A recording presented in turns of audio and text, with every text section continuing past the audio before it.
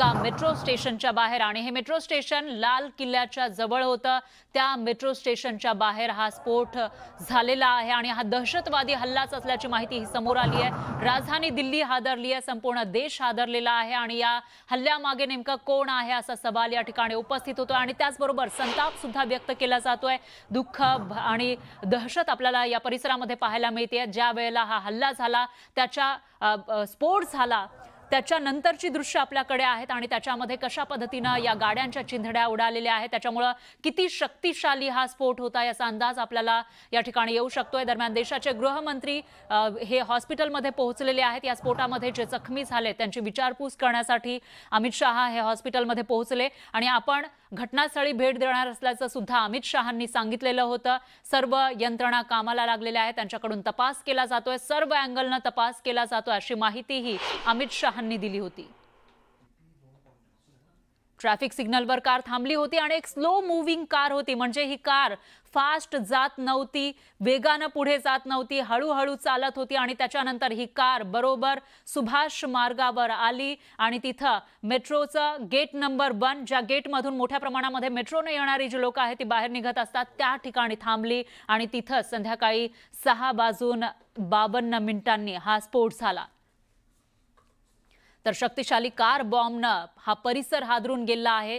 प्रत्यक्षदर्शींनी जी माहिती दिली आहे त्यानुसार जवळपास 1 किलोमीटरपेक्षाही जास्त दूरपर्यंत या ब्लास्टचा हादरा जाणवलेला होता, आवाज ऐकू आलेला होता या स्फोटाचा आणि त्याचबरोबर तिथं जे लोक आजूबाजूला उपस्थित होते त्यावेळेला त्यांना कान सुन्न झाल्यासारखं वाटत होतं। 5 मिनिटं नेमकं काय चाललेलं आहे, काय घडलंय हे कळेनासं झालं आणि जेव्हा प्रत्यक्षदर्शी तिथं पोहोचले घटनास्थळी त्यावेळेला काही लोकांचे हात पडलेले त्यांना दिसले, काही लोकांच्या वेगवेगळे अवयव हे जळाल्यानंतर आजूबाजूला पडलेले होते, स्फोटानंतर आजूबाजूला पडलेले होते ते लोकांनी पाहिले या ठिकाणी सांगितलेलं आहे आणि त्याच्यामुळे या स्फोटाची भीषणता भयावहता नेमकी किती होती याचाही अंदाज आपल्याला येऊ शकेल।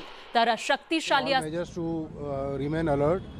There is a continuous checking going on here at all the public places and all the other sensitive places that we can think of, and all the teams are out and continuous checking is being done and round the clock alertness is already declared. Regarding the places where there are huge crowds over here in the market, is the market going to be closed down or it is going to run the same way? No, nothing is going to be closed down unless we get some concrete input about some incidents. Nothing is going to be closed down. We are all on high alert and our teams are out in the field and everybody is in the checking mode, and we are collecting information also from different quarters. So far we have not received any important input regarding this. तर पोलिसांकडून ही प्रतिक्रिया आलेली आहे। स्फोट नेमका कसा झाला याविषयी त्यांनी सांगितलेलं आहे, कुठे झाला याविषयी माहिती दिली आहे। दरम्यान दिल्लीच्या स्फोटानंतर पंतप्रधान मोदींनी ट्विट केलेलं आहे आणि स्फोटामध्ये मृत्यू झालेल्यांना त्यांनी श्रद्धांजली वाहिलेली आहे। तर स्फोटामध्ये 10 पेक्षा जास्त लोकांचा मृत्यू झालाय आणि 30 पेक्षा जास्त लोक जखमी झाले आहेत। या स्फोटानंतर देशाचे पंतप्रधान मोदींनी हे ट्विट केलं आहे आणि या हल्ल्यामध्ये या स्फोटामध्ये ज्यांचा मृत्यू झालाय त्यांना श्रद्धांजली अर्पित केलेली आहे। तर भ्याड असा हा हल्ला म्हणावा लागेल। स्फोटानं राजधानी दिल्ली हादरलेली आहे आणि संपूर्ण देशभरातून संताप व्यक्त होतो। दरम्यान पंतप्रधान मोदींचं हे ट्विट आपण बघू शकतो। या ठिकाणी त्यांनी संवेदना व्यक्त केलेली आहे आणि त्याचबरोबर स्फोटामध्ये ज्यांचा मृत्यू झालाय त्यांना श्रद्धांजली अर्पित केलेली आहे आणि जे जखमी झालेले आहेत ते लवकरात लवकर बरे हो अशी प्रार्थना त्यांनी केलेली आहे। याशिवाय ज्यांना याचा परिणाम ज्यांच्यावर झालेला आहे त्याच्याविषयीची माहिती होम मिनिस्टर अमित शहा आणि जे इतर ऑफिशियल्स आहेत त्यांच्याकडून घेतली जाते असं त्यांनी सांगितलेलं आहे। तर देशाचे पंतप्रधान मोदींचं हे ट्विट हा जो भ्याड हल्ला झालाय त्यानंतर आलेलं हे ट्विट आहे। दरम्यान जी दृश्य आपल्याकडे आहे ती अतिशय भयानक आपण या ठिकाणी बघू शकतो। लाल किल्ल्याजवळ नेमकं काय घडलेलं होतं ते सांगणारी ही दृश्य। स्फोट झाला आणि या स्फोटानंतर अनेक गाड्या या स्फोटाच्या भक्ष्यस्थानी पडल्याचं आपण बघितलेलं होतं, त्याच्यामध्ये 10 पेक्षा जास्त लोकांचा मृत्यू झाला।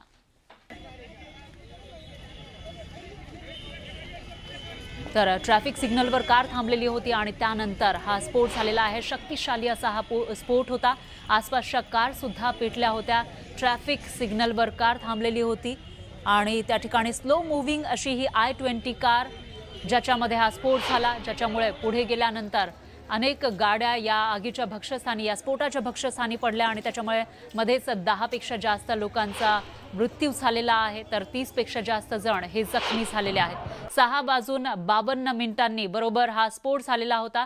दरम्यान देशाचे गृहमंत्री अमित शहा हे हॉस्पिटलमध्ये पोहोचलेले आहेत। आढावा घेताना सुद्धा आपल्याला दिसून येत आहेत आणि जे कोणी या स्फोटाच्या मागे असतील, ज्यांनी कोणी हा स्फोट घडवून आणलेला असेल किंवा नेमकं काय झालेलं आहे याचा प्रत्येक अँगलनं तपास सुरू असल्याचं अमित शहांनी सांगितलेलं होतं आणि आता ते तिथं पोहोचलेले आहेत। त्याचबरोबर आपण घटनास्थळी जाणार असल्याचंही अमित शहांनी थोड्याच वेळापूर्वी सांगितलेलं आहे।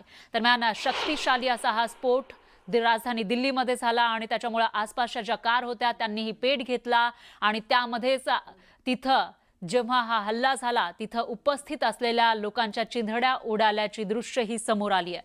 तर आसपासच्या कारनेही पेट घेतलेला होता। आजूबाजूला जी लोक होती तेही या आगीच्या भक्ष्यस्थानी सापडलेले आहेत आणि त्याच्यामध्येच 30 पेक्षा जास्त लोक हे जखमी झालेले आहेत। सुभाष मार्ग, लाल किल्ल्याच्या अगदी जवळ असलेला हा परिसर आणि त्याच ठिकाणी हा स्फोट झालाय। तर लाल किल्ला मेट्रो स्टेशनच्या गेट नंबर 1 जवळ हा स्फोट संध्याकाळी झाला आहे। शक्तिशाली कार बॉम्बनं संपूर्ण परिसर हादरून गेला, तर आसपासच्या कार सुद्धा जळून खाक झाल्या आणि त्याचबरोबर आसपासच्या परिसरामध्ये या स्फोटाचे हादरे जाणवलेले आहेत। आसपासच्या परिसरामध्ये जे खिडक्या होत्या, घरांच्या खिडक्या असतील किंवा दुकानांच्या खिडक्यांना सुद्धा तडे गेल्याचं पाहायला मिळालं आहे। त्यांनाही हादरा बसलेला आहे आणि अशातच जे लोक तिथं उपस्थित होते त्यांनाही मोठा धक्का बसला, कारण नेमकं काय झालं हेच कोणाला कळेनासं झालं। पण जेव्हा हे लोक तिथं पोहोचले, ज्या ठिकाणी हा भ्याड हल्ला झाला होता, तेव्हा तिथं त्यांना काही लोकांच्या शरीराचे तुकडे पाहायला मिळाले होते। हात कुठे पडलेला होता, कोणाचा जे अर्ध फक्त शरीर बाहेर काढल्याची माहिती सुद्धा प्रत्यक्षदर्शींनी दिलेली आहे। असं सगळं वातावरण या ठिकाणी पाहायला मिळालेलं आहे। तर आज नोव्हेंबर महिन्यामध्ये 10 तारखेला हा स्फोट घडून आणलेला आहे आणि आतापर्यंत जी माहिती मिळते त्यानुसार दहशतवाद्यांनीच हा भ्याड हल्ला केल्याची माहिती आहे। त्यामुळे आता कोणती दहशतवादी संघटना या हल्ल्याच्या पाठीमागे आहे हाही सवाल या ठिकाणी उपस्थित होतोय।